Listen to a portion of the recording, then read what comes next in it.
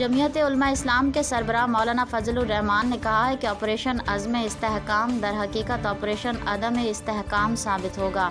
Zoya news network plus के क्वेटा से नुमाइंदे बाबू खान जोया की रिपोर्ट के मुताबिक क्वेटा में प्रेस कॉन्फ्रेंस करते हुए मौलाना फजलुर रहमान का कहना था कि इस वक्त मुल्क में रियासत की रिट ना होने के बराबर है। रियासत बेरहम हो चुकी है और आवाम को अपना दुश्मन समझती है। हमारी तारीख गुलामी के खिलाफ जंग लड़ने की है।